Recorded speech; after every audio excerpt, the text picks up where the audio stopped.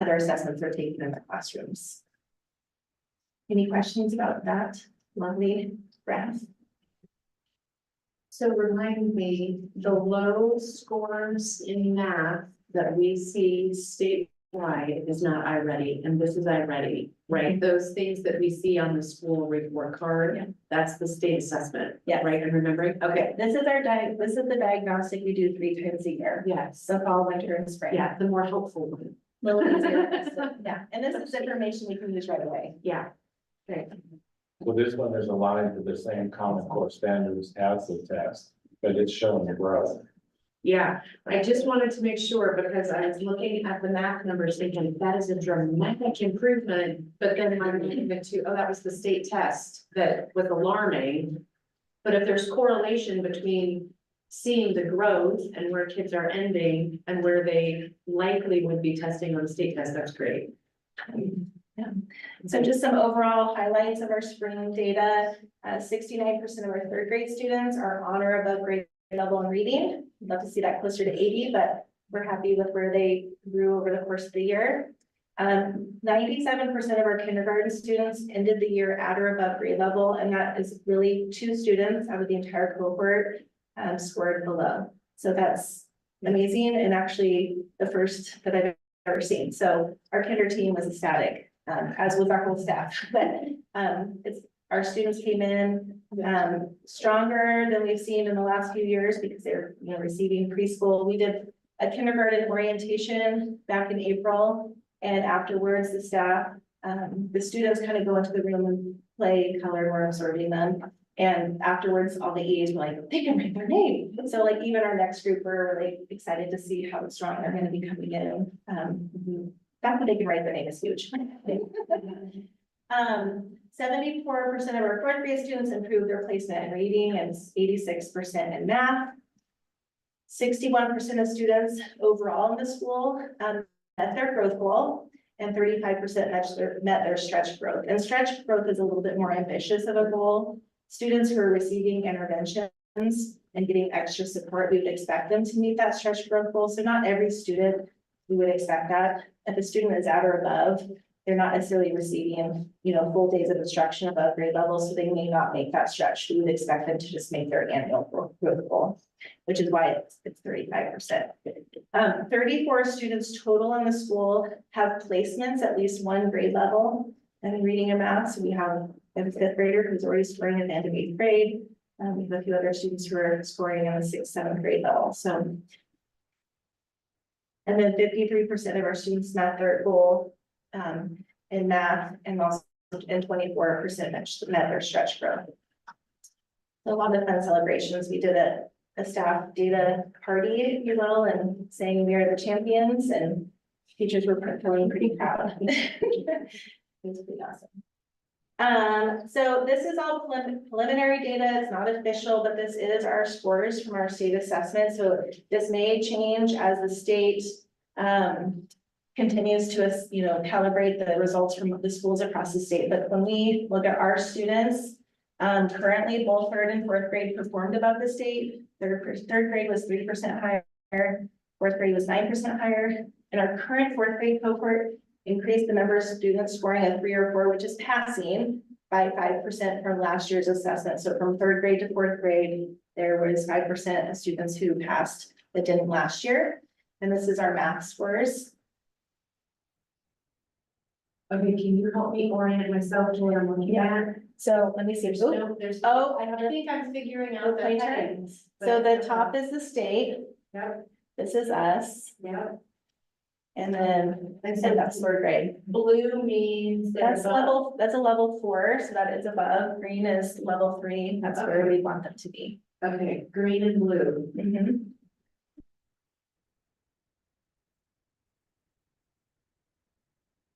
Okay, all right. Thank you for letting me look at that just a minute longer to make sure I understood. I what I was looking at. appreciate you looking at it. You want to know, I love that. And then looking at the reading data, again, this is all preliminary, it's not official. We're not publishing this in the paper yet, but both our 3rd or 4th grade again performed above the state. So 3rd grade was 4% higher, 4th grade was 8% higher than the state. And our current 4th grade cohort increased the number of students by 8% from last year's assessment that passed with a 3 or a 4. So, And so 27% and 28% are a grade above where they are. That's what. I don't know if I'd say a grade above, it just means they exceed. Okay. Yeah, Okay, thank you. there's sub-scores within the test, so they could have done really well on writing, or they could have done really well on speaking and listening. Sure. So it's not necessarily like where the iReady data looks at the full picture. Okay. Okay, and then the red, is that not meeting, and orange is like they're close? Yeah, what is the word? Nearly meets. Nearly meets and. Yeah, so green means that they anticipate the student will be college ready by 12th grade. Okay, and yellow, the orange color is they're almost there. So it's meets or it's level 1, 2, 3, 4. Yeah. That's what it is. They're just right there, Yeah, they're close. partially, Okay. on their way, close. I love it. Those are the official words.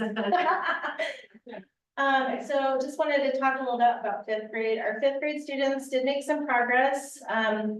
Not as much as we had hoped. This 5th grade cohort of students, of course, were in 1st grade when they were sent home during COVID. And overall maturity, social emotional wise, this group of students has a particular set of needs that we have to address. A lot of the students in our 5th grade are lacking a lot of those executive functioning skills, general problem solving. And so our 5th grade data is not as great as we were hoping, but there was some growth. And then looking at the 5th grade state scores, they did decrease the number of students scoring a 3 and 4 from last year by 10% in the area of like English language arts. From math, they decreased from 4th grade to 5th grade and by 11% in math. And then their state science scores have them performing slightly below the state. But we already have plans. We're really excited for our next year's teams to really collaborate. Our 4th and 5th grade teams have already started working together on, our 4th grade team has been very successful with seeing huge growth in students. And so those 2 teams are going to be working really closely next year on how they're reviewing data annually, like weekly, and how they're planning together. And then revisiting that. So the model that the 4th grade team is using is going to be transferred up into 5th grade, and they're going to be working together quite a bit. And they're very excited too, because they don't want this to continue to be the trend.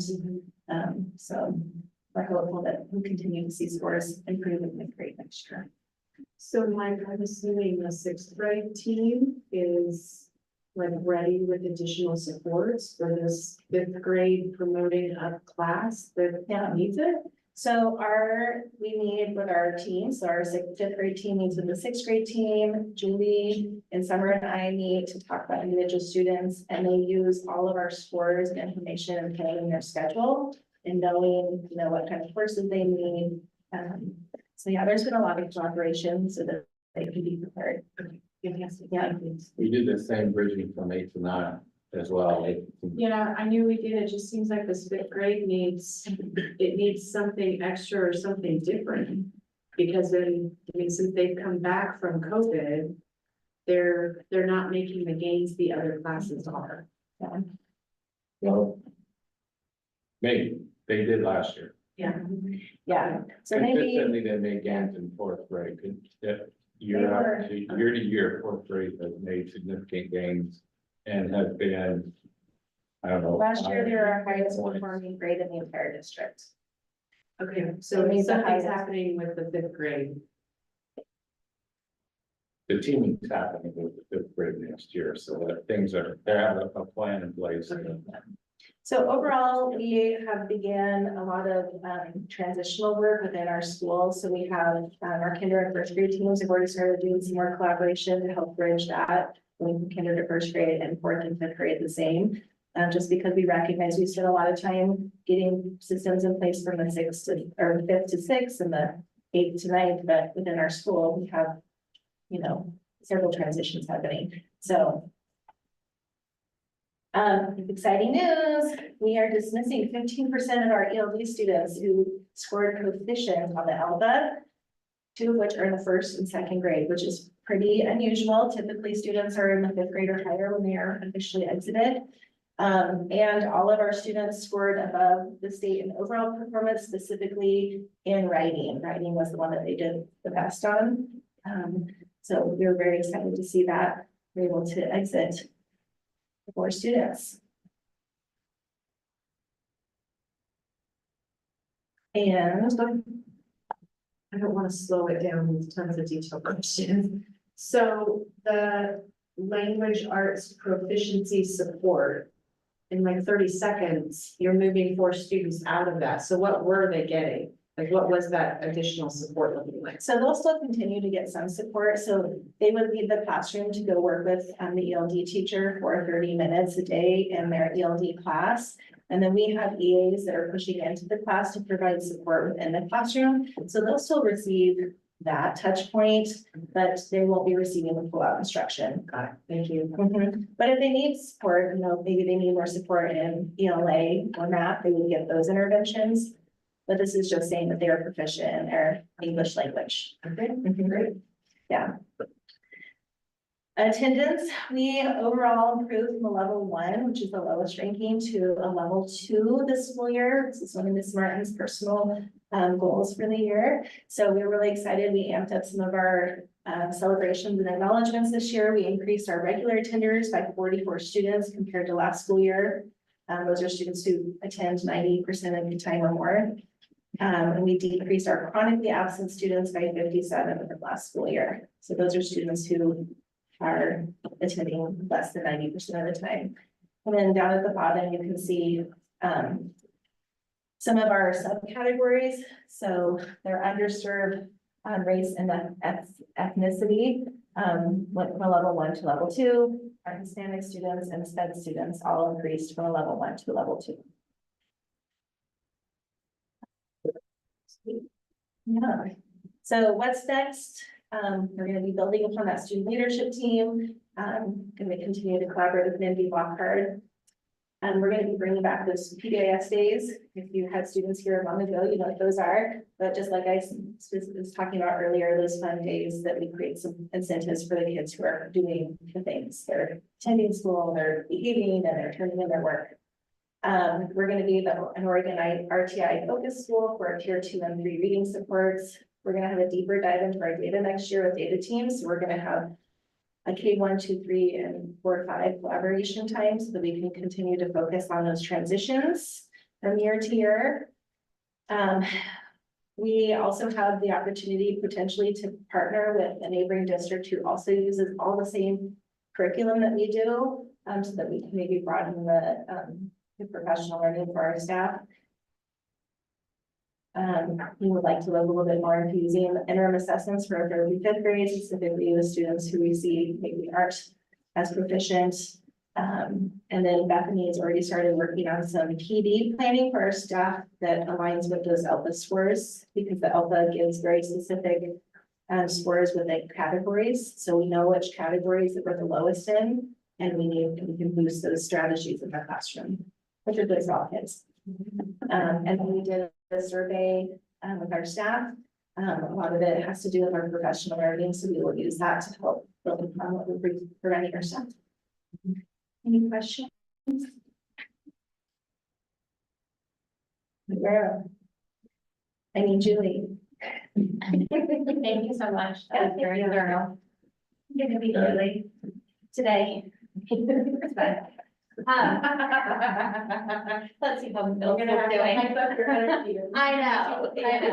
Don't worry, it's one of her highlights.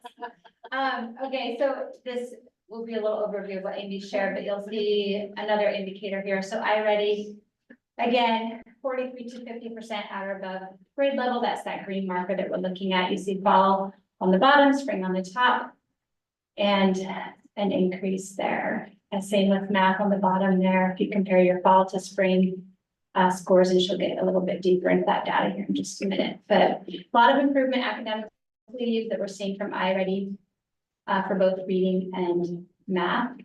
And this is all 3 grades? Yes, Or- this is gonna be for your general middle school population, and in second year, we'll break that down by grade level, yeah. So I'm gonna cruise through to the next one. So again, so math, 81 students started the year, 2 or more years behind. By spring, she had narrowed that number down by 48 with the levels of supports. And tiered supports that were happening in middle school. For reading, 65 students started 2 or more years behind, and by spring, we narrowed that down to 38. Some had increased 2 or more years, that's pretty impressive. And then we had our math, mid or above grade level scores in math went from 12 students in the fall to 44 in the spring, so pretty significant improvement there. 50% of students met their growth goal and 26 met their stretch goal, so approximately 75% of students met that goal. That you saw in that green area, both in reading and you can see below there in math as well. Pretty impressive. So here's your breakdown by grade level. So we have our 6th grade, again, spring to fall, you see an improvement there. We're looking at that green, which are your mid or above grade level. On grade level is the lighter green. And then yellow is 1 grade level below, and then red, you start getting into the 2 or 3. So again, general improvement. Wow, now improved dramatically. How small that red is. Lots of green on that map, that's true, yeah. Here's our 7th grade cohort.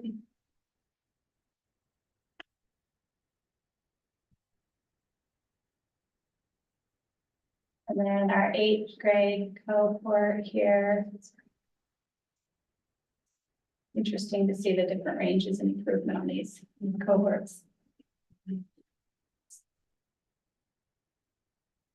Attendance, so similar to elementary, you're gonna see attendance rate has gone up. There's been a lot of efforts to motivate students to be at school, attend regularly. So you see, she went from 73% on up to 78% for regular attenders.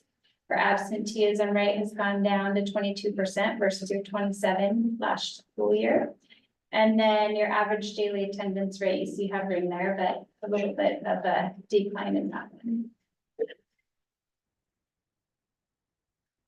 Some highlights here. So you're going to see a theme on these next two slides. So alignment, collaboration, same thing that Amy had mentioned as well for our elementary teams, but the district's made a lot of efforts to align practices and to provide opportunities for collaboration, especially when we're looking at these transition years, 5th to 6th and then 8th to 9th grade. I spoke a bit about the iReady benchmarking opportunity to really individualize lessons. You're going to see in relation to that differentiation, rigorous curriculum, instruction, again, mentioning some TAG 504, developing those systems, IEP, ELD meetings. So working on supporting those students at the level at which they are performing. You have college and career connections, the winning what I need, opportunities for accelerated courses when we start to get into middle and high school, a lot more diversity in terms of those range of courses that students can access.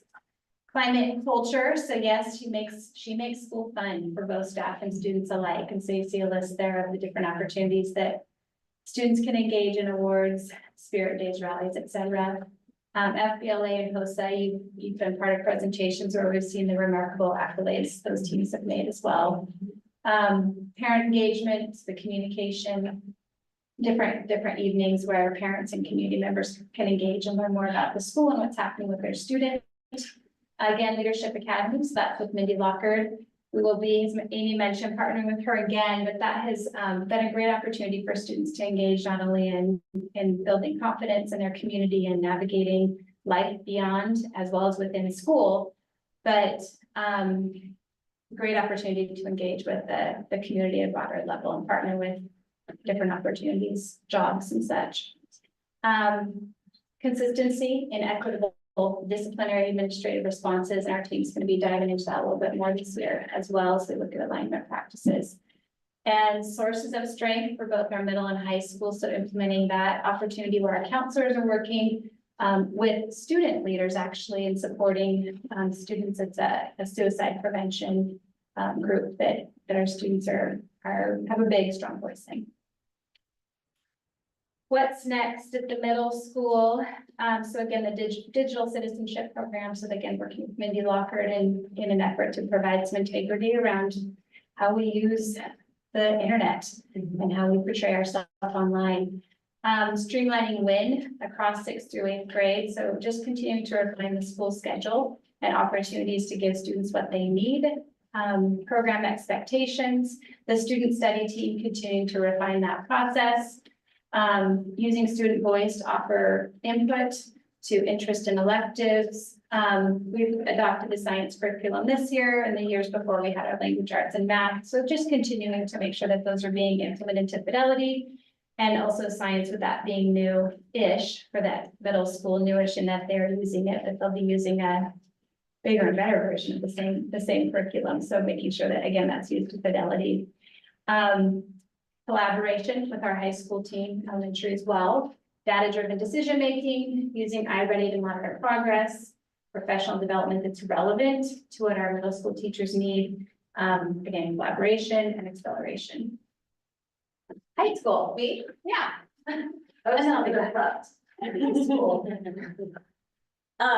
Okay, so I start off with this, but I will, just a big caveat that this is very unofficial data. We still had students testing this week, so if students didn't finish, and felt like they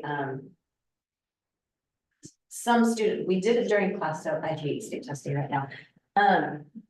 Back up for a hot second. Last year, we were able to state test in classrooms, because the state test opened up in January and our term ended the beginning of February. So we were able to have them test in their classrooms with their classroom teacher, and it really brought our numbers up of the number of students who tested.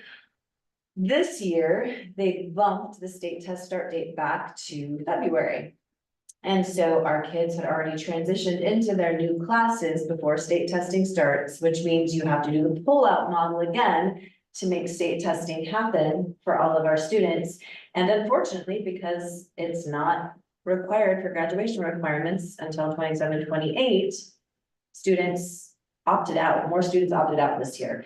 And so then those who did start, I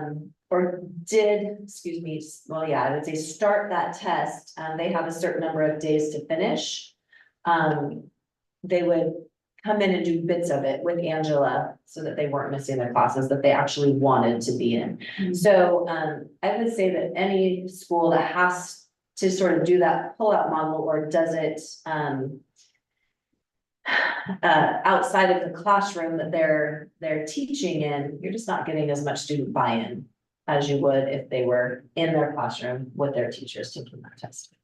So second term students, and the reason we do 2 testing sessions is because kids finish all of language arts in the first quarter or the first semester. We want them to test when they have finished that class rather than waiting until the spring. So second semester, we had a little better participation because they did test with their teachers in the classroom. And we just have some kids who take more time on the test than others. Most kids at this point rush through. They just want to be done with it. Those that didn't opt out.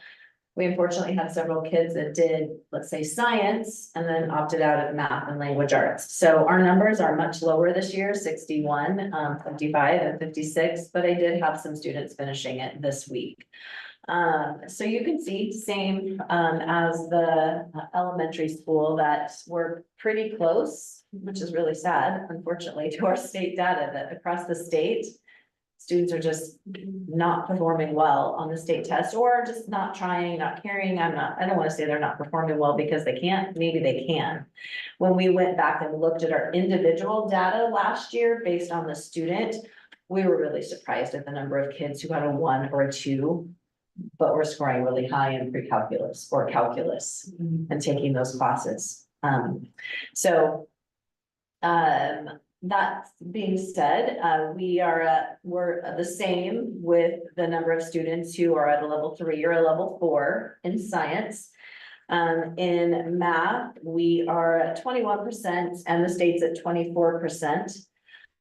And for language arts at this point, until we have students, finish. I anticipate that score will go up because our AP kids finished this term. So when they finish that state test, or when those get bumped in, because when I pulled this earlier, kids hadn't tested this week yet.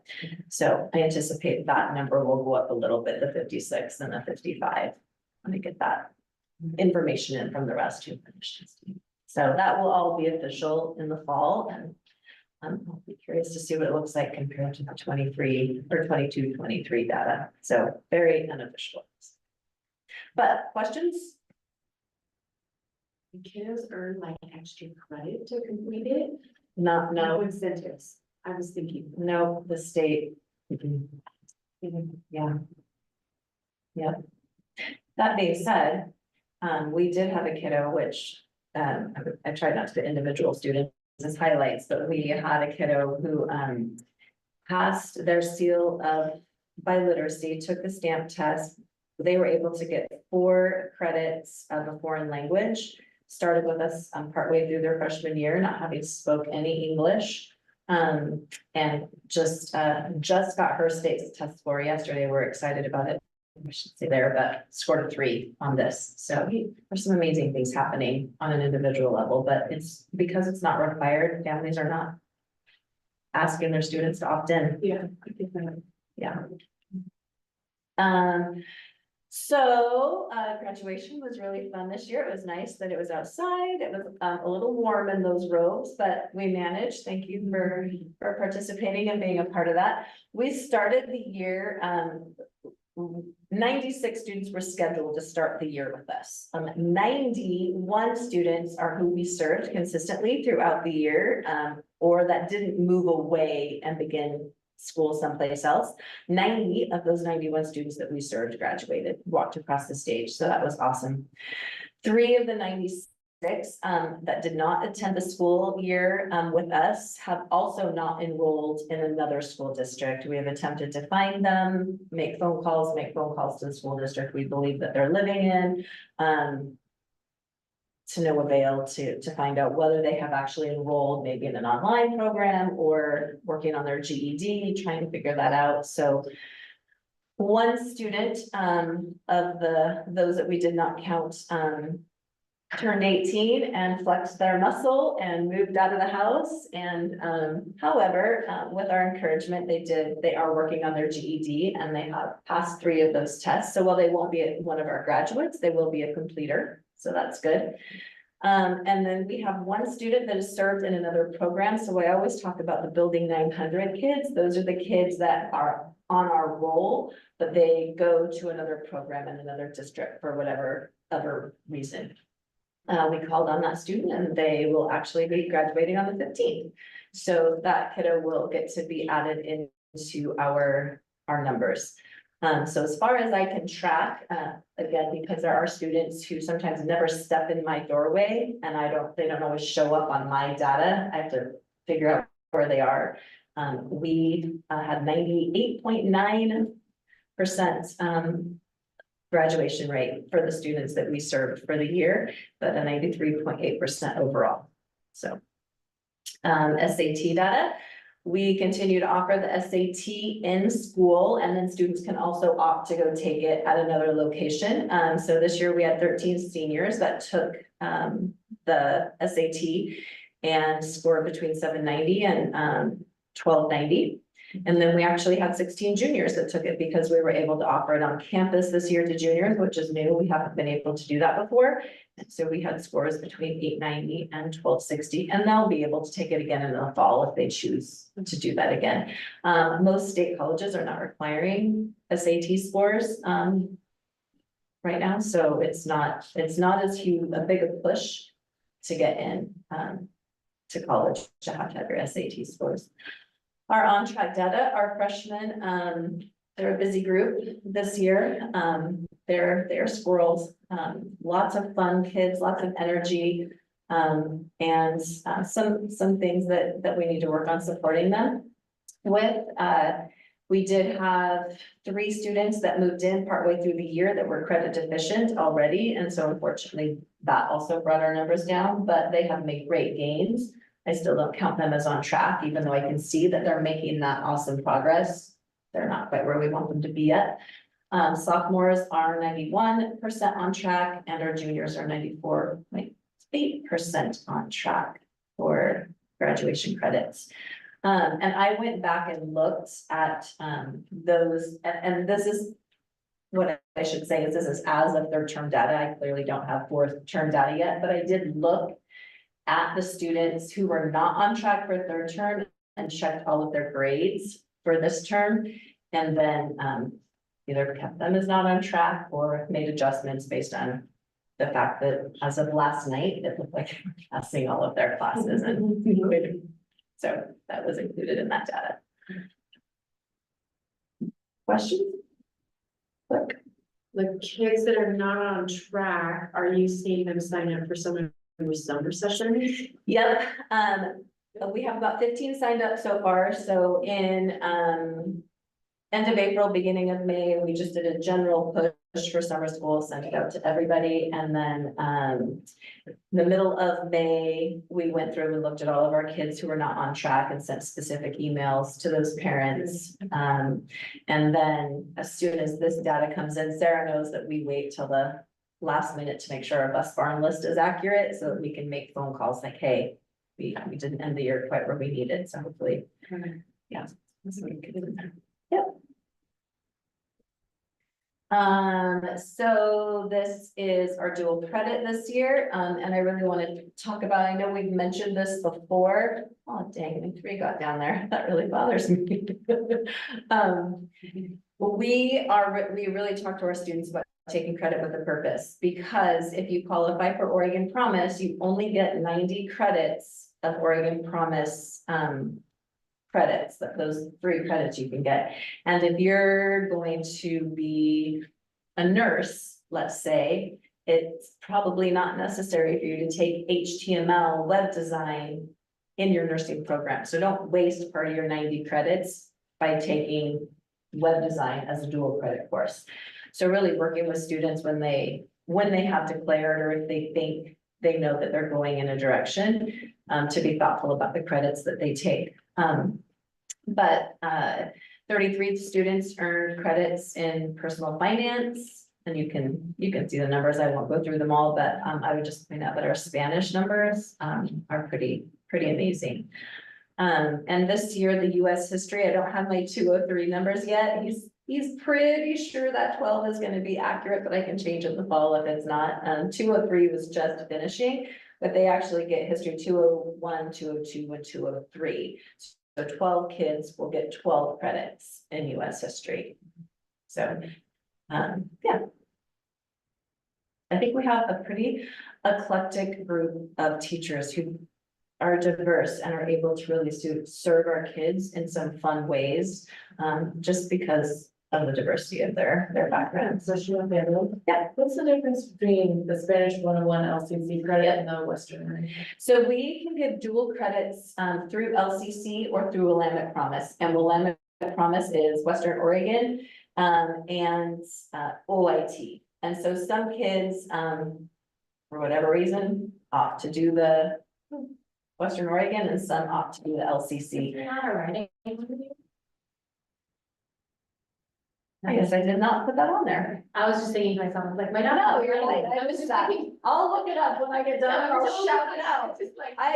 No, that's like one of the top ones. I should have put that in there. Oh, you know what? I know why it's not in there, because it's this quarter. Oh, okay. It's this quarter. And so Yeah. we were waiting to see where kids landed, but I will go look. Willamette Thomas probably transfers as a grade to a 4-year institution, and LCC probably transfers as a credit. That might be why too much. Well, they both transfer as a grade. I liked it when I did LCC. and To the, To a 4-year university, they just transferred its credits and all past them. No. Oh, nice.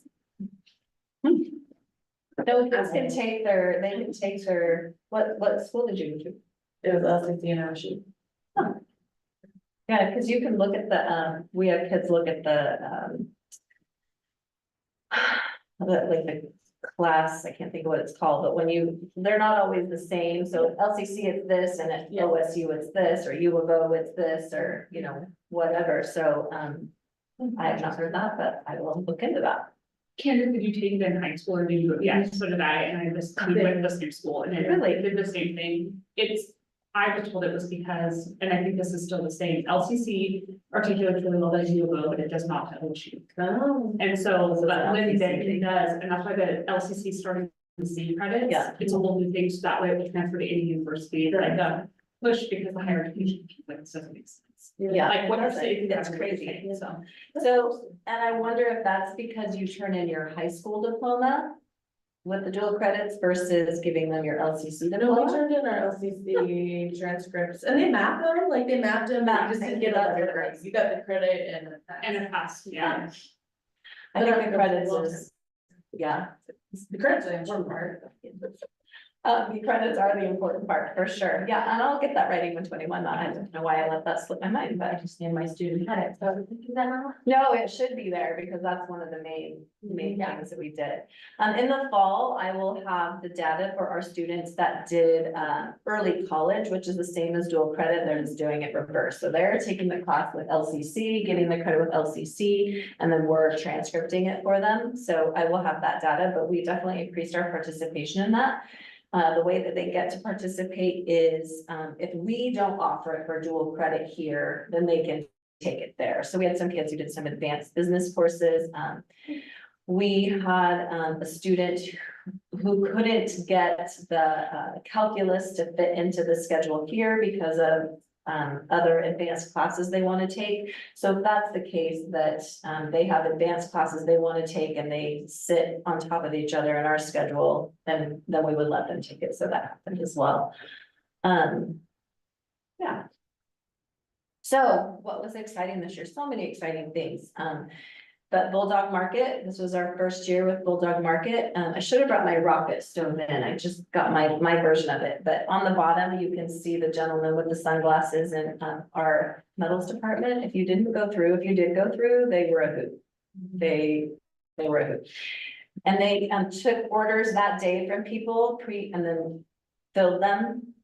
They actually made signs for folks that day. They got the sign design and took it back and put it on the burn table. The rocket stove, they made meals on it, practiced, figured out the engineering behind it to make sure that everything was working. So there was a lot, not only engineering, science, welding, just a lot going on there.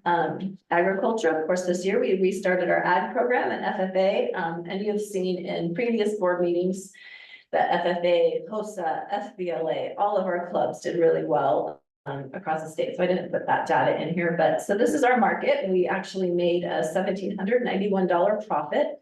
This is our first year. The intro to business kids had to compile the profit and loss statement. So you'll see that business made $150.52. That's because they took a 10% administrative fee from the rest of the programs. I had to go back and look, but there's the two hyperlinks there for our coloring books that our students published, and that's the back of it with their picture down there below. They have sold coloring books online. They're still on there. They're $10 each, and they've made $154 on that. So, and then the birdhouses. Josiah, the Woods teacher, had just tons of birdhouses because kids just don't take them home or they make extras. Like, what am I gonna do with these? Nobody's gonna love birdhouses. I'm like, yeah, you have a BOGO sale, buy one, get one, and everybody's on board with that. So the kids made the BOGO sale. Sports medicine, I think they made all their money on me. Did you see the chair massagers that day? Yeah, so the kids had a great time, and they've already started talking about what they're gonna do for next year. They want to do a Christmas bazaar. And they want to open that up to student entrepreneurship. So if they're making their own things outside of school, they will include it in that too. So they're excited to. I thought it was fantastic to see all the problems that they were making. There's I got this flourishing from it. yes, as is mine. Yeah. And we did our first Bulldog Showcase this year during January conferences. One of the things that we started this year and hope to increase next year is just doing some fun things in conjunction with our conferences. High school conferences are typically not superintendent. Parents see if their kids are passing, doing well. I'm probably not gonna go in and talk to the teachers. At that point, they're at a place where they're sort of managing themselves. So we wanna do some fun things to get them into the building. And so we did our Bulldog Showcase where we showcased all of our courses. From our core content to our electives and our clubs. And so some of the pictures you see are our clubs. The same night, we had our junior parent meeting, which is where we do the meeting to transition kids from juniors to seniors and everything that you need to know your senior year and things that parents need to know. And then the same for our 8th grade parents. And then they were able to go after those meetings were opposite each other and they were able to then go to the Bulldog Showcase either before or after.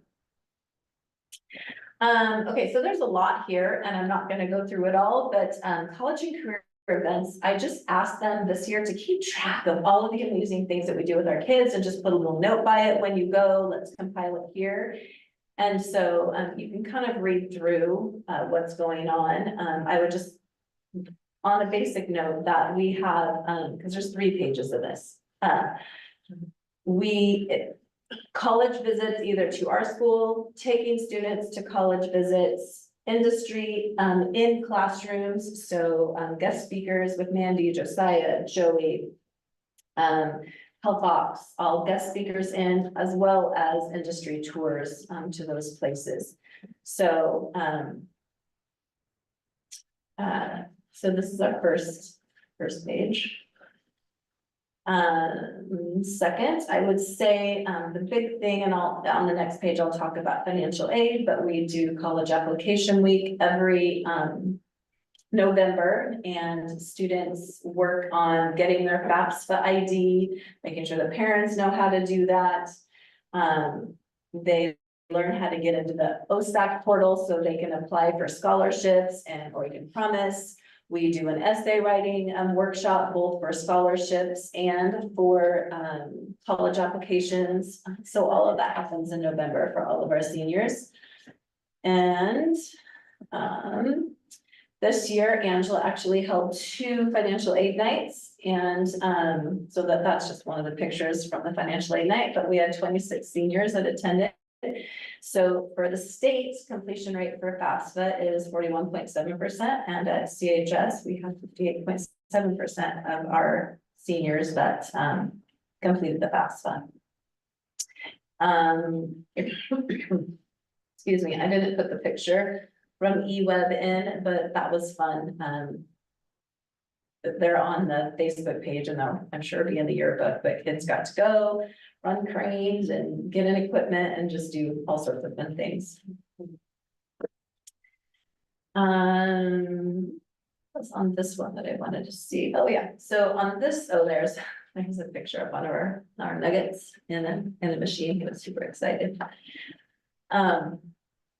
This year, we took a group of 18 seniors who planned on attending LCC next year and had yet to enroll or kind of figure out that process. We took them, they were able to get enrolled. Each of them was able to meet with an advisor in their particular area, able to get their classes scheduled, and then ended with a tour. So it's pretty awesome. Any questions about those things? I think all that is fantastic. So again, you saw our HOSA, like, how well our kids do, it was an SBLA, holy cow, I mean, how many state titles can we bring home? Asher Parsons was super excited about his state title again. Same with ag and FFA, Patrick just really dove in and those kids got to go do all kinds of competitions. I looked at some of the tractor driving pictures. Some tractors may not stayed exactly on the planks as the kids cross them, and I give all sorts of kudos to those farmers who bring their equipment in and let the kids drive them. Patrick is actually, I think, doing a tractor driving class this year so that he can, or this summer, so he can certify our kids to drive tractor, which around here is a big thing if you want to go out and work in the hay or do whatever. So very cool. And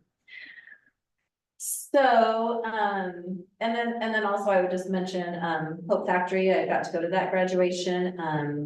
it started out really rough because the factory just wasn't as ready as they had hoped it would be. But by the end, they learned things. They built sheds, they built tables, they put together rooms. So they still had projects that they worked on. And by the end, they got to see the trailer. They actually got a trailer and they're hoping to get some kids to go down, but it's going to a family in Tangent, the first trailer out the door. So, so we did have 4 kids that completed that as well. And we have 4 kids that are interested this year. Let's see. Okay, so next year, there's the new graduation credit requirements, personal finance. Luckily, we already do that, so we'll check that box off. Higher education career pathways is a new 0.5 credit that kids in the graduating class of 2027 have to walk away with. And we are going to do that in a 4-year path so that we are spiraling that information rather than one big push their senior year as a 0.5. And so we're going to align what we do in our advisory class with CIS, with Leadership Academy, Mindy Lockhart, and then also oh man, it's gonna come to me. Yep, I'll get back to that one. There's another curriculum that's it's free. It was developed by, oh, for crying out loud, I just read it, sorry. But we're gonna use that in our advisory instruction to meet those graduation requirements for that 0.5 credit for the higher education. Continue to align state scope and sequence. We have worked really hard on that with our language arts, our math, and our science. And then the next step is to continue to incorporate the use of those interim assessments so that as students move and are prepared to take the state assessment, they can, they will have had the practice in those tests. And or maybe the state will decide what the data, if it's just going to be data, it's going to be a graduation requirement again. Continue to develop those school-based formative and summative assessments to be used for progress monitoring and awarding proficiency-based credit as appropriate. I had mentioned the student who had the world language credit for a language that she was able to test into, and then her language arts. There's a new bill called HB 2056. And students and bigger districts have kids that come in with many languages. We have a few. We've had 2 this year that we were able to award credit to for language other than English.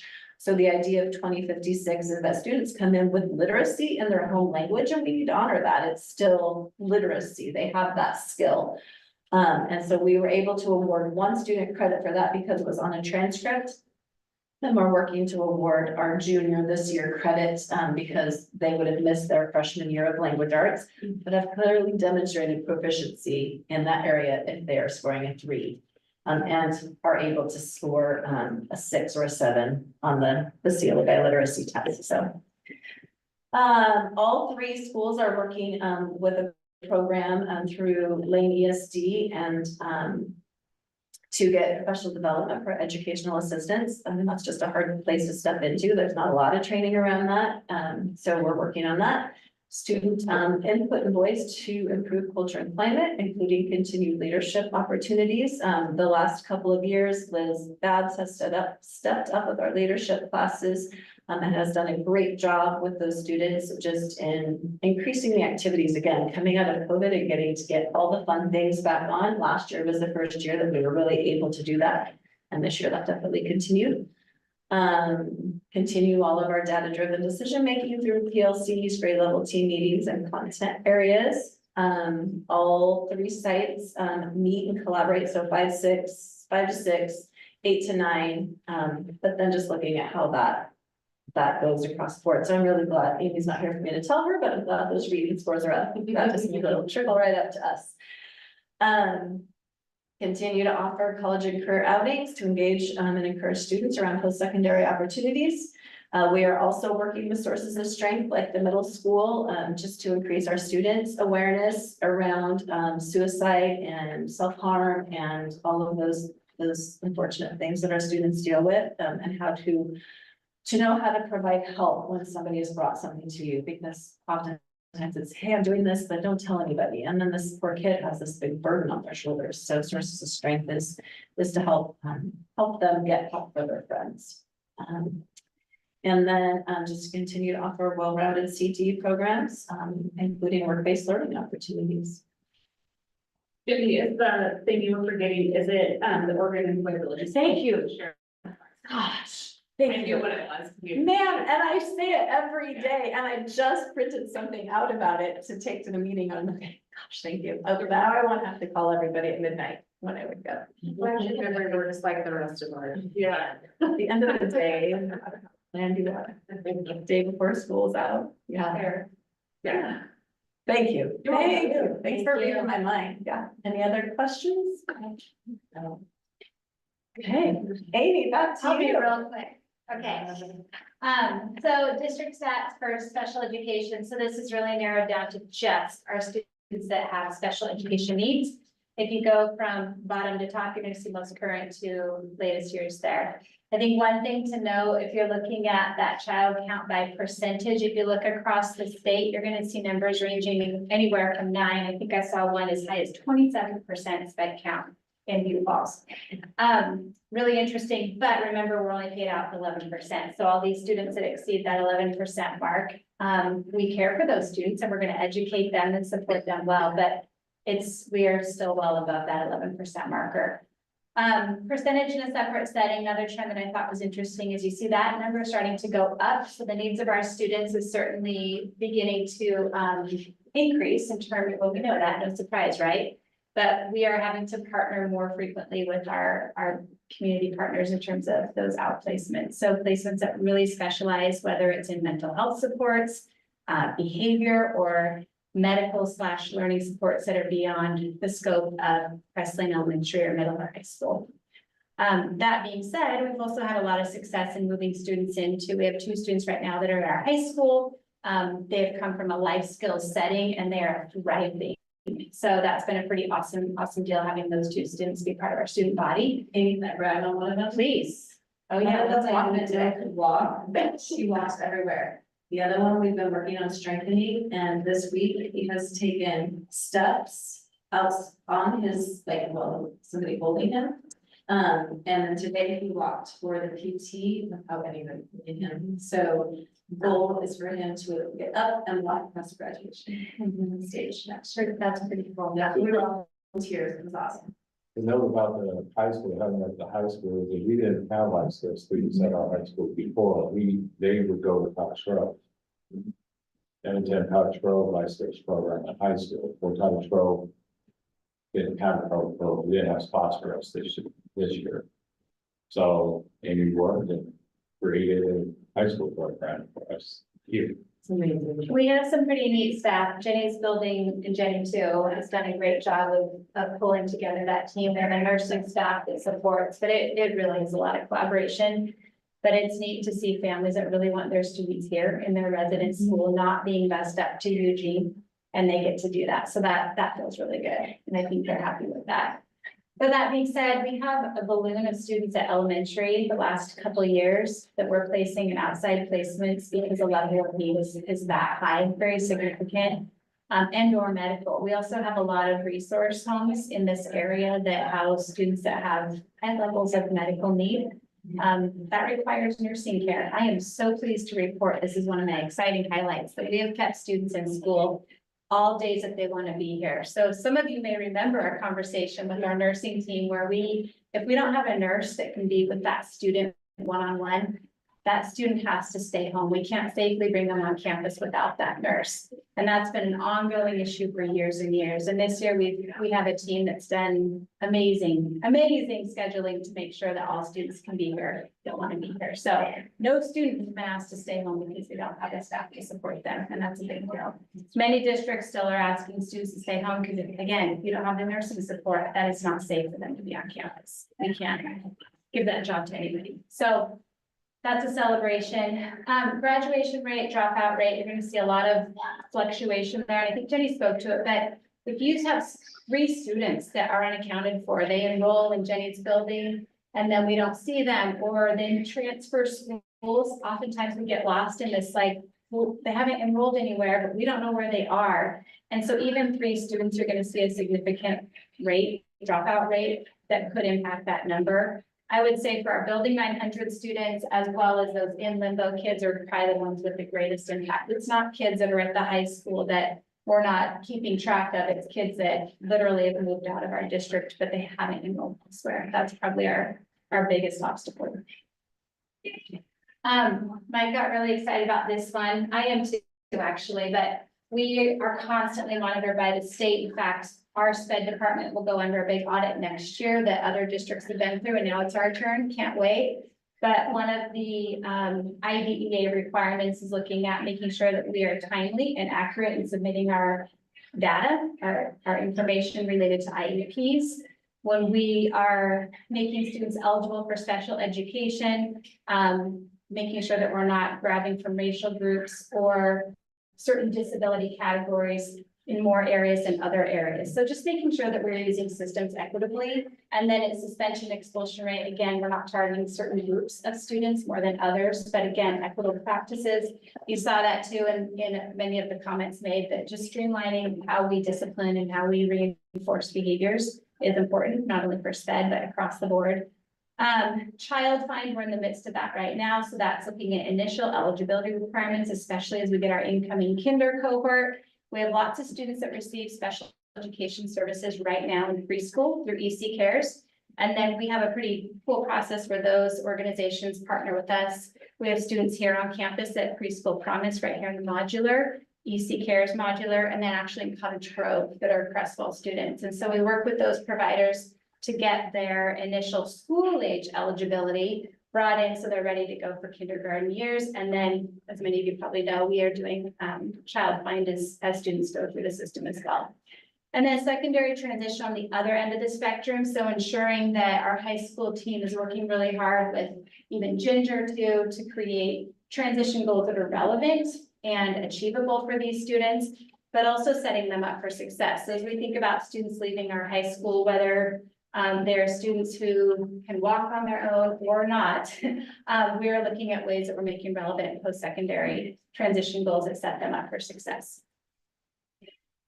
I mentioned the nursing dependent students being fully staffed. That's been a highlight for our team this year. That is a lot of staffing that goes into that and making sure that students are safe so that they can access education. We've had a lot of grant opportunities. So Catherine Dumas has been here sharing. She's awesome. Her Family Resource Center received a significant 2-year support grant, $39,000 to create and furnish the new FRC center, which we have relocated from the Creswell building purposely out into the modular 4 out here to create a more neutral space so that our high school students, families, middle school, and just families in general can access it during the school day rather than walking in through the building. It's been a great neutral site. And then she will be spending a lot of that money for year 2 on she's educating herself over the summer so she can do more parenting and early education classes with families. She's a great connection with our community. Science adoption, math adoption, both completed this year. We have elementary science to complete, but that should be pretty quick in the fall next year. And then we dive into health, which will be a big one for next school year. We also received the Oregon Health Authority Fund for $26,000. This was pretty imperative for setting up our wellness center that's been part of the grant work, as well as community engagement conversations that we've had around the room, actually. And so what this money was used for to kind of lay that framework, I'm going to talk a little bit about Medicaid, and so paying for staff time to kind of go through that training and get that process set up. My slide's a little off, but you see that $230,000. That's the amount of money that we recoup in Medicaid annually. That helps offset costs such as nursing, transportation. We have a behavior consultant that's been supporting the district. So all those extra funding resources that we use to help support our teachers, our students, our families, it all goes back into helping support, which has been pretty neat. We really want to try to get more counseling services to students. We've had huge wait lists for our community partners in getting counseling. And so that's kind of the next lift. But we have Brianna in our district office who's been helping support the Medicaid billing piece. And she does phenomenal. So she's pretty savvy. Our Family Resource Centers serve 515 people this year alone, pretty remarkable. Medicaid, we're doing now occupational therapy, physical therapy, Speech therapy, we started last year, nursing we've had in place, transportation we've had in place. And then we've recently started MAC billing. And that is just this year alone, we've raised, I won't say raised, we've claimed $30,000 just on that. And that's capturing just about 9 people within our buildings, K-12. They take one day, 3 times a year. We don't get to choose the day, but Medicaid tells us what day that we can claim, and they go through these 9 staff members go through and they chart out in 15-minute increments any billable service throughout their day. That gets submitted to the state, and then they tell us what services are billable. And so that can be anything like our counselors are key components, our family resource coordinator, but any type of supporting family work that they're doing, or students, setting them up with services, partnering them with OHP, anything like that is a claimable service. And they kind of give us an average cost pool for that. And so we roughly will walk out with 30,000 just for that. And that's 9 people's time that they spend doing the work they're already doing for students, just calculating that and documenting. So that's been pretty cool. Again, that money all goes back into supporting students, and we're needing it. So it's been great. McKinney-Vento, so this is our homeless population. 42 students have been served this year. That's pretty awesome as well. So, and that's it. Any questions? A lot of support. Thank A you. lot of support. I loved this whole year-end wrap up. Yeah. Yeah, that's fantastic. I would ask for this again. 100%. Good. Well, I know they're pretty excited about it. They've accomplished a lot. There's a lot, it's a very complicated system. And this is the highlight stuff.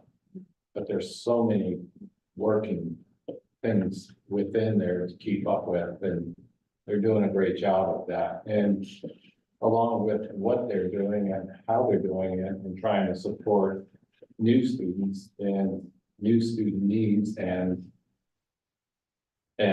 accelerating needs, and trying to meet those for kids. We have new initiatives coming in at the same time that we're trying to get a hold of and prepare plans for, and then implement and put into action. So it's challenging, but that you hear about the opportunities that they're being able to bring out of those challenges for kids. The system has changed tremendously in the last 5 years since COVID.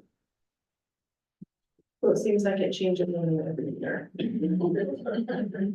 Well, yeah, it has been. It's not, it doesn't look like it did when I was hired here. The system is not the same. Thank you for doing a good job. Oh, okay, my superintendent.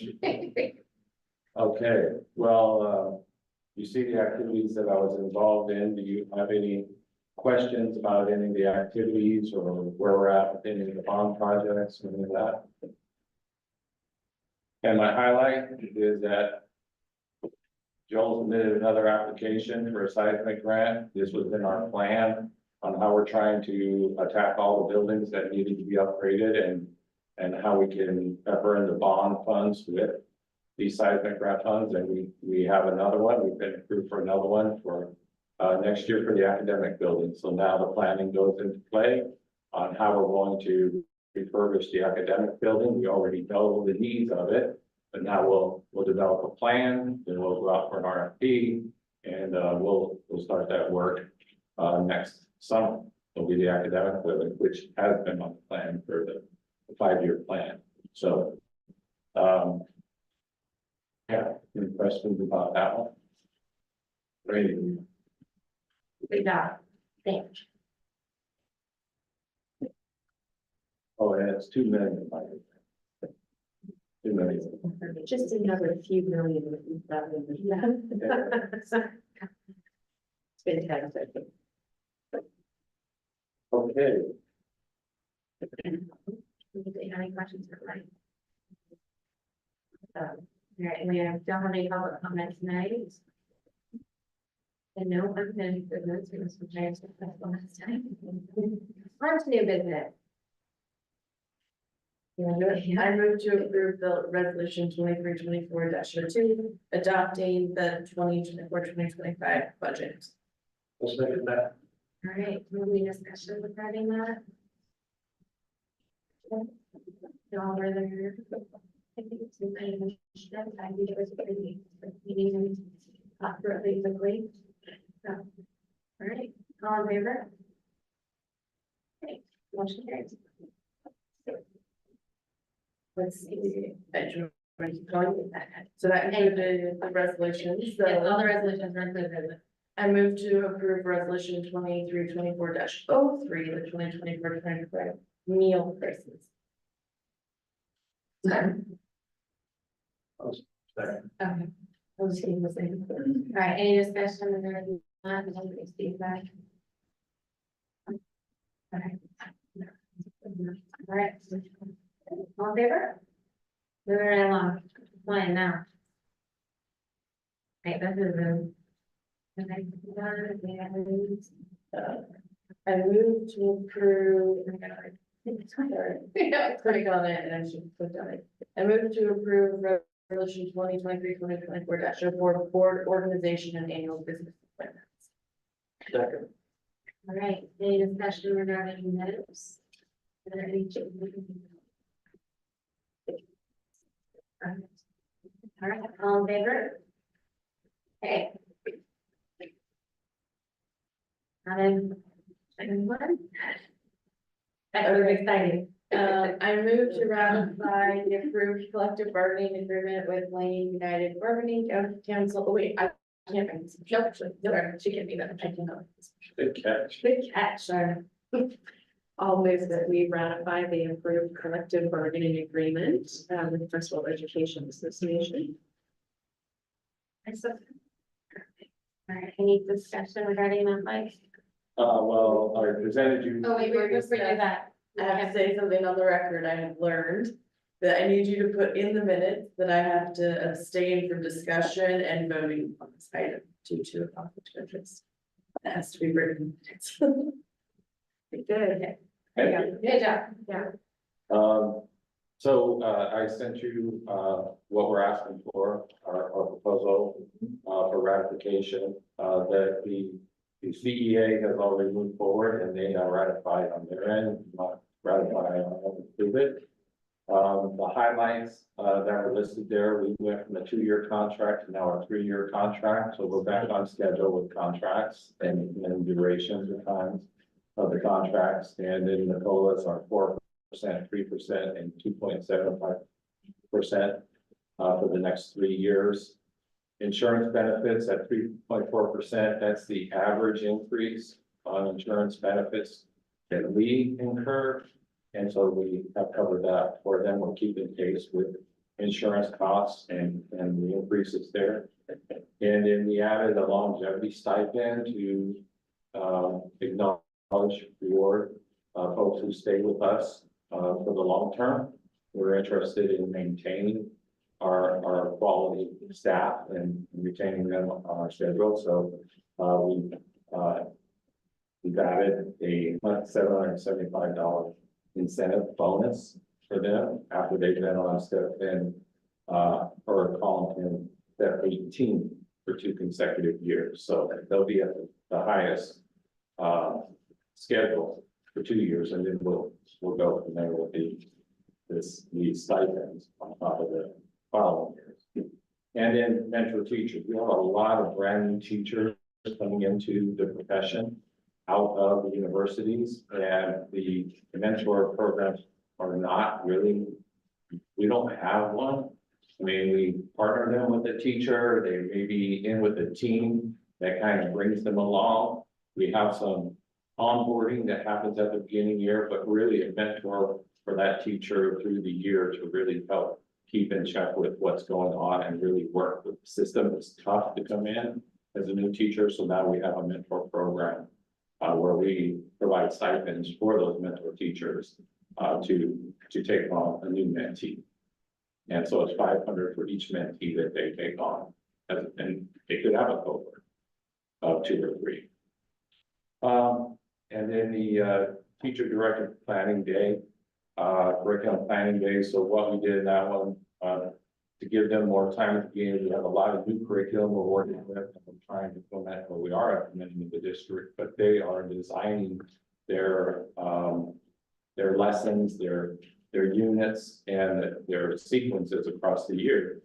And they don't have really a lot of independent time at the beginning of the year to start that work as a team, or they've indicated that they need more time and we appreciate. So what we did is the statewide in-service day that's on October 10th was a contract day, and we then now made that a non-contract day. And then put that contract day at the beginning of the year for them. So now that professional development is happening at the beginning of the year. So what happens with the day in October? October 10th is just now a no contract day, so no teachers, no kids.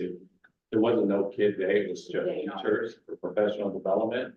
So now we put it where it really can have more meaning for them and relevancy. Those are the highlights, and then the 4 personal leave days per year. We had 2 personal leave days and an emergency leave day, which an emergency leave day and a personal leave day, you know, you kind of make one sense out of the other, either way you go. So we brought that into this package to give them the board. So they have to be able to be added. That's great. A lot of work, a lot of teamwork, a lot of, we have got a great team in there, great participation. We really appreciate the support of the board through the process, and the CEA and the collaboration between the 2 teams was really, really good. Very high level collaboration to get to this point. Good job. Before the end of June. Yeah, I know, all in favor, Debbie doesn't want to come back. All in favor. Great.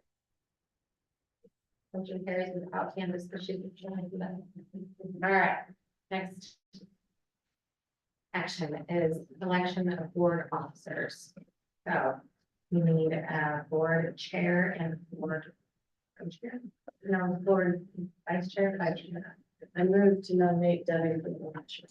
Wait, I am nominating Debbie for board chair. So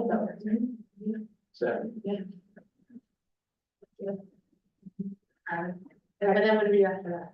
Just say, okay, Ask for discussion or. ask for discussion. Does anybody else wants to be the board chair? I have appreciated both of your leadership, and I also like the idea of the leadership continuity over a couple of years. I think it just helps overall, so. Well, I am very supportive of asking and hoping that both of you stay on in your chairs. Well, then I'll nominate Candace. I like company. I like it. I would second that nomination. So then do we have to vote? To vote separately. Oh, vote separately. All in favor of myself as board chair? Okay, I'll think of myself. All right. All in favor of Candace for vice chair? I did it. Yeah, All right. for yourself. Okay. Yes. Got it. Yeah, we want to clear. Yeah, but I did, I tried to tell you that it's the new board member's job to read this. We voted last time. Voted last time. You weird. I was All right, our next action. Thank you both for having me. Yeah, thank you. It's been good. Yeah, it has, and it is a lot to learn, so I appreciate having another year to figure it out. Not as interesting as policy committee, but it is not as really.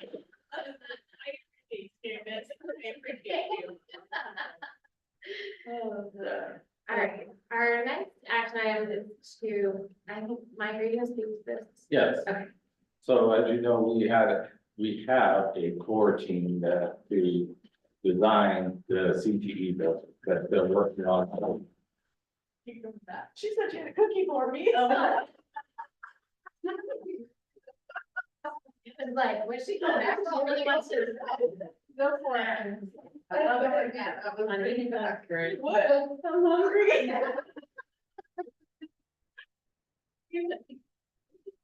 Enjoy your cookie. bye. But we have the CPE building, and we have a core team, between Soderstrom and the district. And that has been Joel, myself, Gilbert and Jenny, and the Soderstrom team. Now we're expanding that out, because we have some preliminary parameters for the building. And now we're getting into the specifics of the design for it.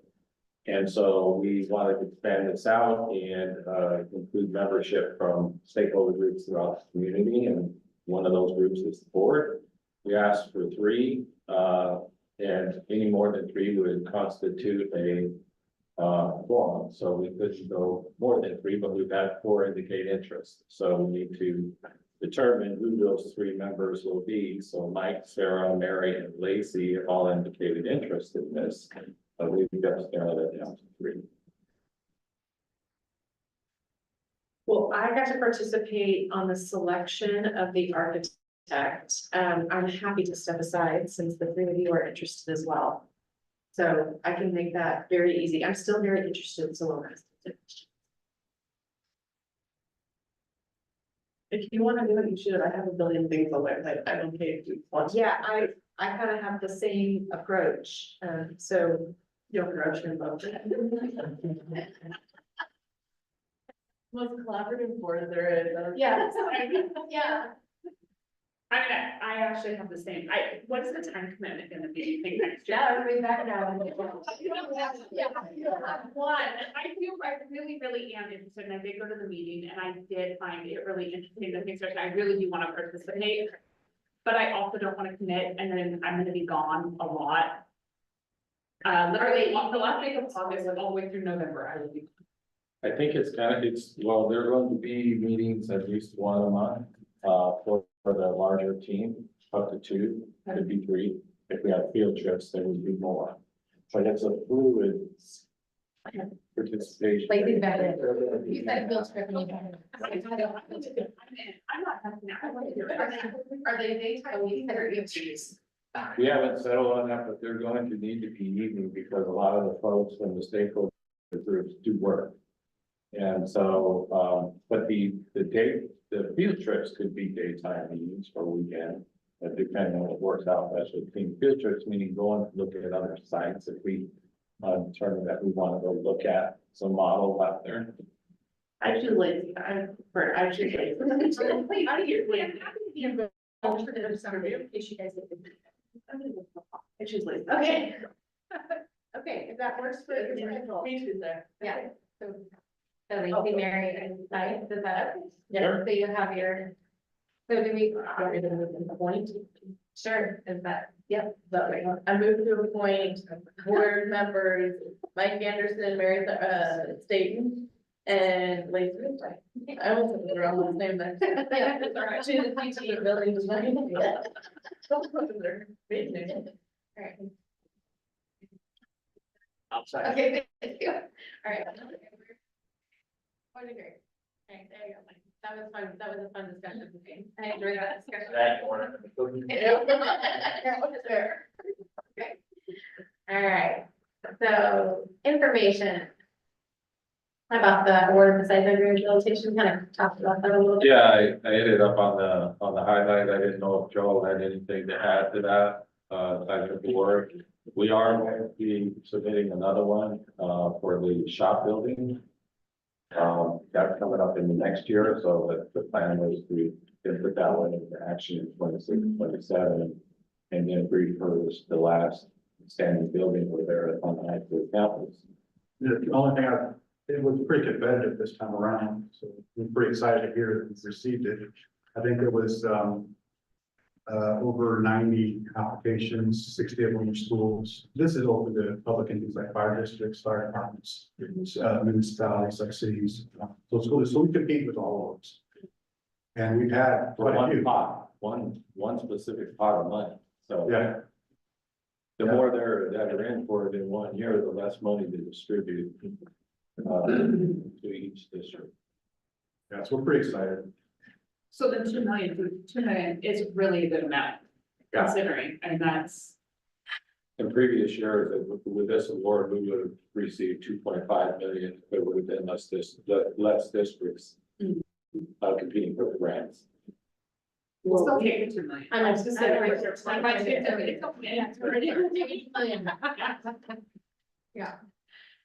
Good job. 55,520.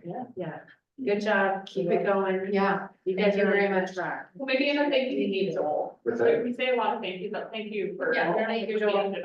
Too. Yeah. I think it says a lot about how well you guys have done with grant writing in the last few years, and probably also our buildings that they needed the love. Yeah. What I think I will share that one of the things, and this is something that Mike has really driven home too, in our partnerships with the city and the whole idea that we are a resource for emergency services. If an incident really occurs in the community of Creswell, it really is. School district's gonna be the big back of that. We're gonna be the burden of, we're the biggest square footage to provide safety for our community, and that's a big part of that, what I believe the grant narratives and that idea, so I'm hoping that must be. Yeah. Well, that in your property, Joel, because you're right there. Yeah.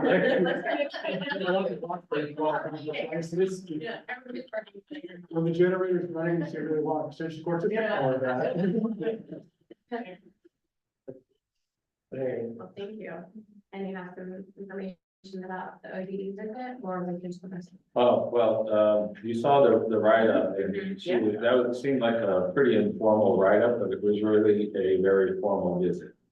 And this is something new to me. I was not even aware that we had a regional representative at the Oregon Department of Education until I heard that they were doing some district visits for accountability and checking in on those kinds of things. And so Shauna requested to come out and learn about our investment efforts with support intervention programs, CTE development, community engagement, and student success and achievement levels. And she had heard some things out into the ODE world about how we were working on our goals and tracking the progress on our goals. And so we went through the entire strategic planning process with her. That's why these are back up in the room, so we could actually give her visuals. And then artifacts from every move that we made through this with surveys and community forums and all the way down to bringing the interpreters in and translating the documents and that type of thing. And then specifically reaching out to subgroups within our community and how we engage them in the process to get feedback from everyone, from every angle that we could. And then transforming all that information into goals, and those goals into action plans, and then how we know we actually accomplished what we accomplished. So more artifacts on where we were with the implementation of those programs and strategies and where we are now. And so that's what that was all about. And it was and the letter was pretty flattering to me, but really complimentary of the team and the work that's going on. And it is really the team that is pulling us through, or has from the get-go, and it's the unification of the team K-12 and the district that is supporting all the efforts in the building. So that's what that's about. So it was an audit in a way of how we're investing our resources from the Department of Education, from the state. Should we be emailing her telling her we deserve more from the state? She didn't get away without hearing about that. My folks that were there. We can all send emails pretty easily.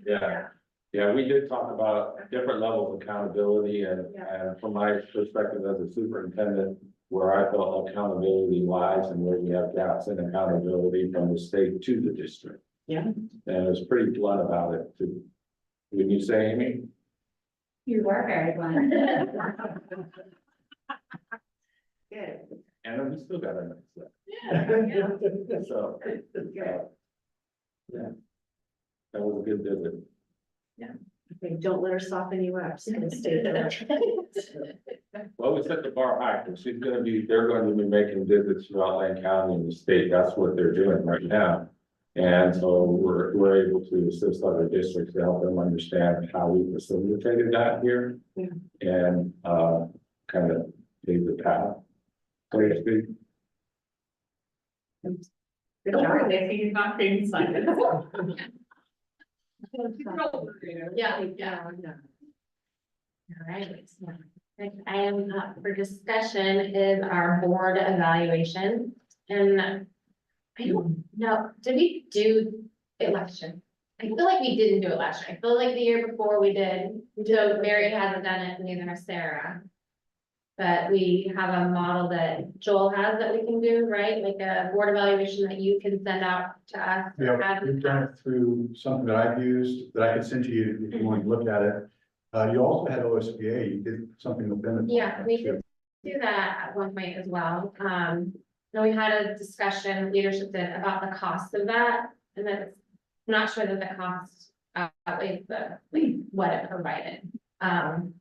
Would you like me to send you what we had last time? I think that would be good from you, like, yeah, I think that would be good. I don't know. I mean, if somebody feels really like they really want OSBA to do it, we could look at that, but I mean, it is more costly, and I feel like if we can put them, personally feel the money is better used on kids than on our board evaluation. I feel like if we had like some strife or problems, then maybe that would be more necessary, but I feel like we're a pretty cohesive board. That's just my opinion, but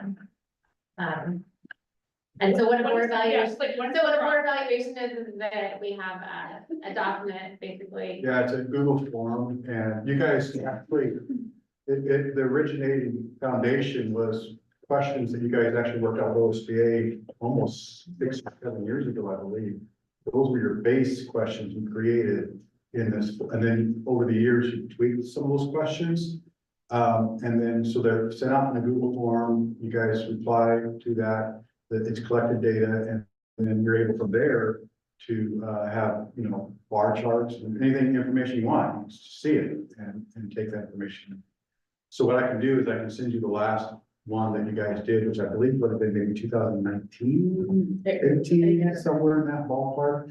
And again, those questions were questions you guys formulated, well, you guys as a board back in the day. And you can tweak them.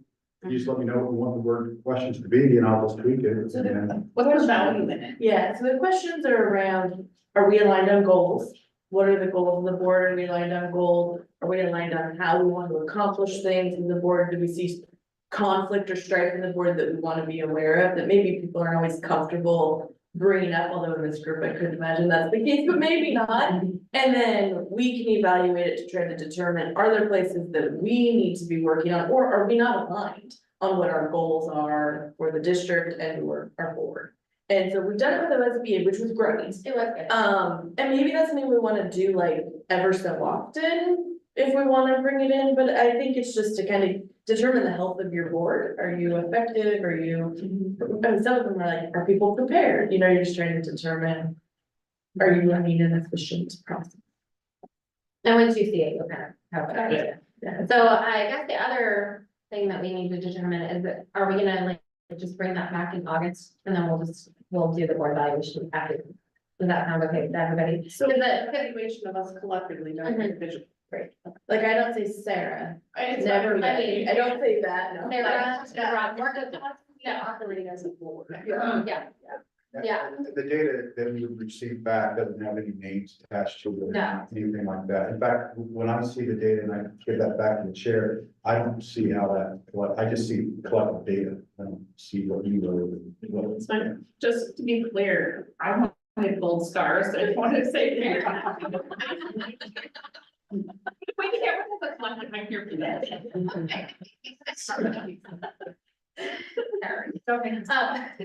So gold star, okay. I'll see. I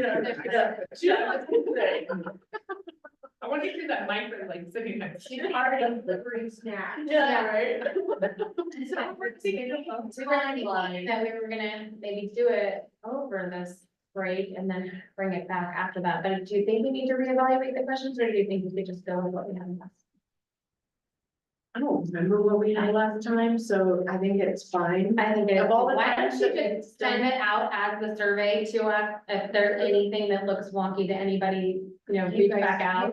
Reach back out to me and then we can like tweak it or like take it out or whatever, but let's just go ahead and hit the ground running and then that'll give us the opportunity to get the data before we need to get in August. Okay. So if we can have that Maybe completed, Yeah, could we have it sent out by the beginning of July? the beginning Oh, of, sure. oh, Yeah, and then everyone have the month of July to finish it. because we don't meet in July. So- Yeah, right. So one thing that I did previously, if you want me to do this, I could, is I can see how many folks have submitted. Mhm. And so what I could do is have like on my calendar, trigger like the third week of July, a gentle nudge, you know? Yeah. You know, say, hey. Yeah. Still open. And then we call it down. If you want to receive your gold star. Yeah. Gold star. So, yeah, no, great. I mean, I'm back from Hawaii. How can I might stay? Not, I don't know, I would do. If I- Yeah, great. What happens, so you don't, you can't. You can do electronic. Yeah, So true. good point Tim just made. You realize you'd be giving up your position on the policy committee. Thanks, Ken. Thanks for keeping me in line. Actually, I'll be there. Okay. All right, awesome. Thank you, Joel, for doing that. You bet. So next is trustee reports. But before we do trustee reports, I just want to acknowledge that Sarah did receive the volunteer of the year last night for the middle school. And she already on the, so I just want to acknowledge her. She received it during the ceremony and her name will be on the plaque forevermore. Very So, nice. all right. So I was like, and then when we do the trustee reports, Sarah can't take more than like 30 minutes of all the things. that she's done with us. She has been so busy, but I okay. don't have the interview. Mike, go ahead. You can start it. Me? Yeah. Been to a Lane ESD meeting, of course, the 8th grade graduation last night, which I only gave away 3 certificates to one person and the one behind said, that's not mine. It was I asked windy, the other guy. very windy. Get those I papers. thought that was really well done. That was a lot of fun. I always like the 8th grade because some of those guys look really cool, like they're not scared, they're not nervous, and they shake your hand and you gotta take a towel and dry Oh, your yeah, hand. there was no hand washing that happened after that. That was fun. And then I took part in a few of the union meetings and I think that Mike did a fantastic job. He always kept his cool.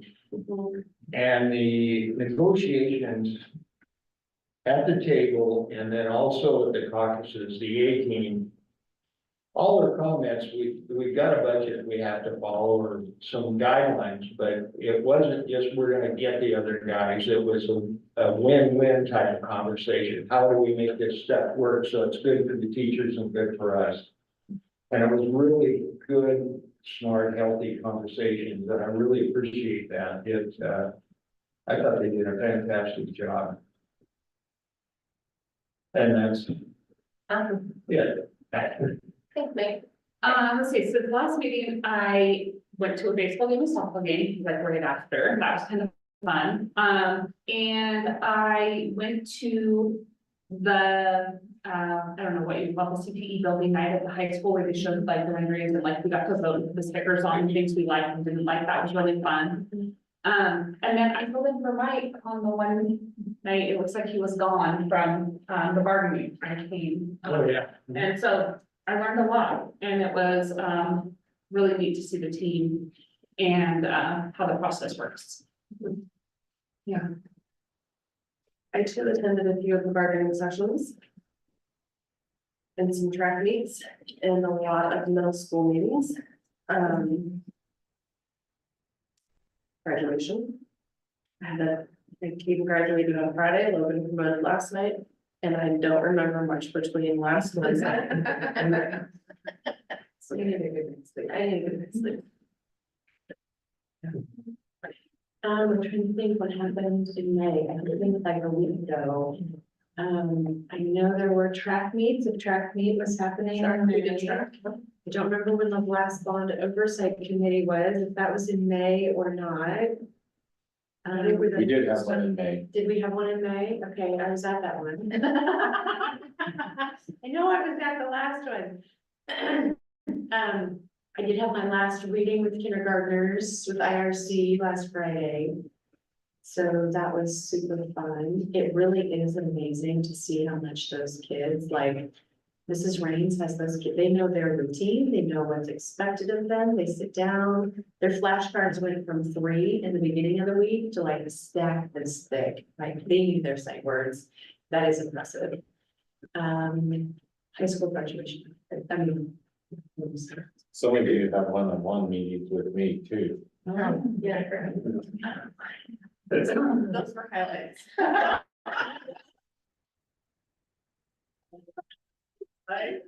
You could, wow, you get a month off from all of us. Well, in all fairness, I was in a track meeting, but did you check my email? And I was like, I don't know, I felt like I was in trouble. You can't compete with kids, and there were so many kid-focused stuff happening in the last month, so they take the cake. All right. So the meeting with Mike, I have nothing to do. Well, see, he would have got there for you. Yeah, I had to make my notes, but that's easy. I had to.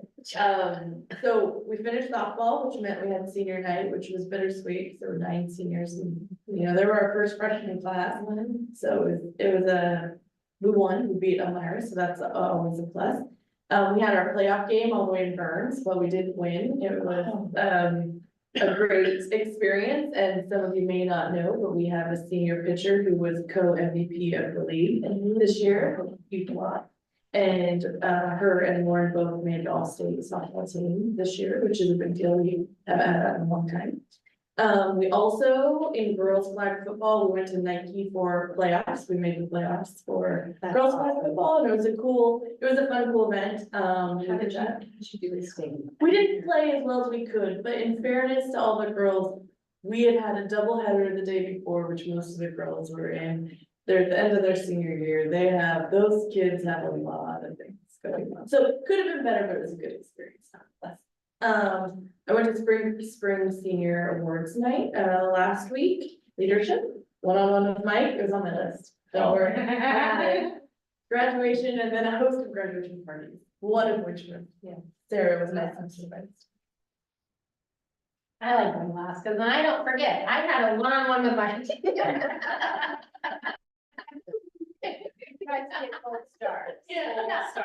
My gold star, leadership, graduation practice, which is always almost as an. I know I would too, because the stage came apart a little bit, we fixed that. I think I had an exit strategy. You know, and I'm like, if I fall off, just leave me back there. And then, 8th grade graduation and learning, which I am very happy has come to a close, and it was a good experience. I think that, like, I echo what Mike said, I think that it was good. I think both sides came out feeling good about it. So. That's what I have. So. And then the next thing is that we will meet on August 14th. Everybody enjoy their July. When are we gonna resume our readings? Oh, that was actually something I thought of when I picked up my bag today and said, oh, I have a book. Hey, where did we leave? Chapter 1. I think we only got chapter one. We should start over. Let's do, but let's do September. Because you're not gonna remember to do it in July. No, we have to do the evaluation in July. Yeah, so let's do this, let's start our reading again, and because I wanna finish this book, it was a great thing to do, so we'll start that again, and, good place, Sarah. In September, so,